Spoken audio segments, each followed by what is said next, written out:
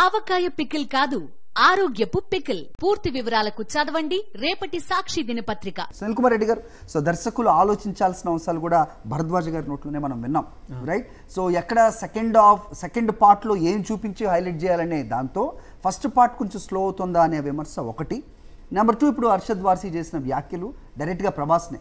Because అసలు నటీనటులు అవ్వచ్చు, లేకపోతే ఎవరి ఫ్యాన్స్ అవ్వచ్చు, ఎవరైనా సరే డార్లింగ్ ప్రభాస్ అని పిలుచుకోవడానికి కారణం ఆయన వ్యక్తిత్వం. Is such a jovial person, such down to earth ఉంటారు అనేది ప్రత్యేకంగా చెప్పనక్కర్లేదు. ఎస్, అమితాబ్ బచ్చన్ క్యారెక్టర్ని సాక్షాత్తు ప్రభాసే ఆయన పాదాభివందనం చేస్తూ మాట్లాడిన అవసరం. ఇప్పుడు అర్షద్ వార్సీ వ్యాఖ్యలు అవసరమా ఏంటి? దీని వెనక అది ఇదేనా, ఇది అదేనా?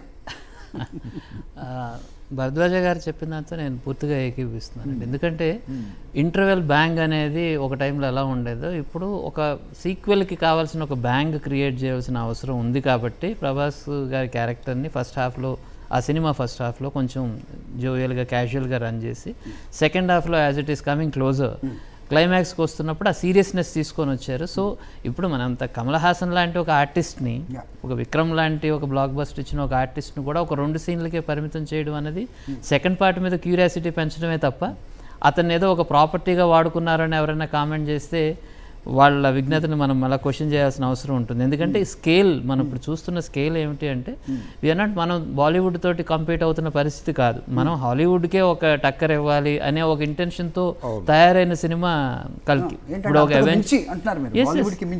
ఇప్పుడు అవెంజర్స్ కానీ లేకపోతే మార్వెల్, ఇప్పుడు గ్లోబల్ మార్కెట్ని ఎయిమ్ చేసే ఇదండి. దర్ ఇస్ నథింగ్ రాంగ్ అండి. మనం ఎప్పుడూ కూడా ఒక స్టెప్ ముందుకు ఆలోచించడం అన్నది మనకు ఆ గ్రోత్ ఇస్తుందండి.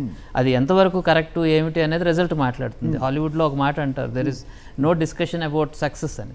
సక్సెస్ అయిన తర్వాత దాని గురించి డిస్కషన్ చేయాల్సిన అవసరం లేదు, ఫెయిల్యూర్కే పోస్ట్ మార్టం ఉంటుందండి. కానీ ఇక్కడ ఏమిటంటే అన్ఫార్చునేట్లీ అర్షద్ వార్సీ లాంటి ఒక క్యాలిబర్ ఉన్న ఒక ఆర్టిస్ట్ చాయిస్ ఆఫ్ వర్డ్స్ అంటాం కదా, అది కొంచెం చాలా ఇబ్బందికరమైన చాయిస్ అండి.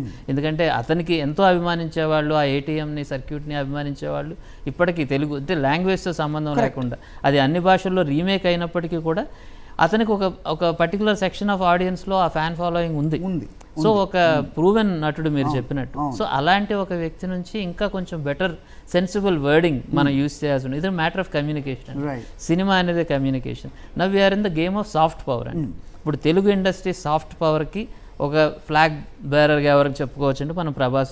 యాక్చువల్లీ సీనియర్ యాక్టర్, మన ప్రభాస్ కంటే కూడా సీనియర్ నటుడు ఆయన, రైట్?